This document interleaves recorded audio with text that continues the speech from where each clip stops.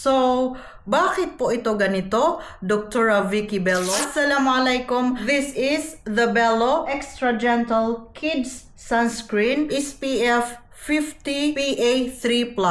This is a pure mineral sunscreen na ang mga UV filters ay titanium dioxide and zinc oxide. However, medyo misleading ang mga ingredients neto dahil hindi naman magkasunod ang titanium dioxide at ang zinc oxide, samantalang 12% parehas ang sinulat nilang percentage ng dalawang UV filters. So nasa pangatlo ang titanium dioxide at ang zinc oxide ay medyo malayo, nasa pang 7th place. So, bakit po ito ganito? Dr. Vicky Bello. Ang presyo neto ay nasa 350 to 380 na medyo pricey na yan sa akin. Anyway, eto ang gagamitin ko ngayon para naman masubukan natin. At alam niyo naman dito ngayon sa Middle East, sobrang init ng araw. Sobrang nakakasunog ng balat ang init ng araw ngayon. Wala din naman itong mga additional special ingredients maliban sa mga UV filters neto na safe din naman hindi lang sa mga bata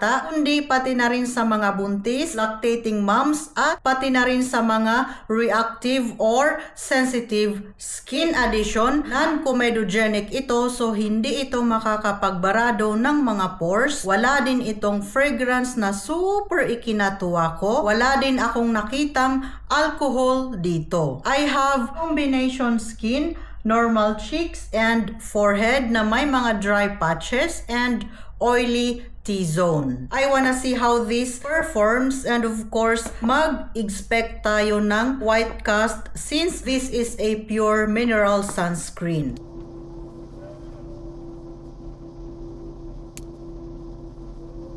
May konting effort talaga sa pagbi-blend. Sa white cast naman, mashallah, nawawala din naman agad-agad kapag biniblend ito ng maayos. Mashallah, visible naman ang tone-up effect niya sa aking skin. I think sa mga morena talaga ay medyo mahahalata ang white cast sa skin. So, maglagay tayo sa kabilang face ko.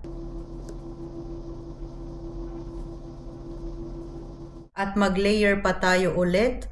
Kailangan layering ang atake mo neto para sa pag-blend ng maayos at para hindi ka mahirapan. Kasi kung isahan mong ilalagay ang malaking amount neto, naku, mahihirapan kang mag-blend talaga.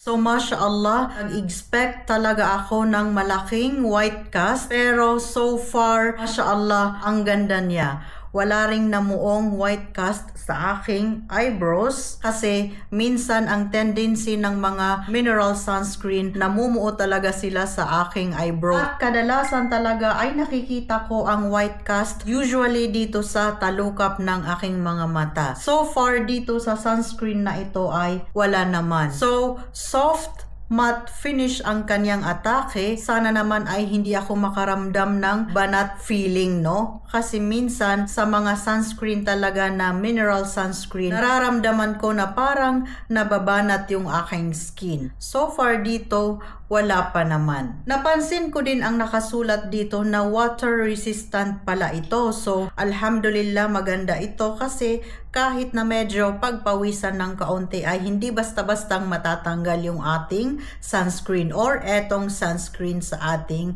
face. So, ayun lang. Sino sa inyo ang gumagamit ng sunscreen na ito? Nagustuhan nyo ba? Ano ang feedback ninyo? Please let me know dyan sa ating comment section para malaman din ng iba.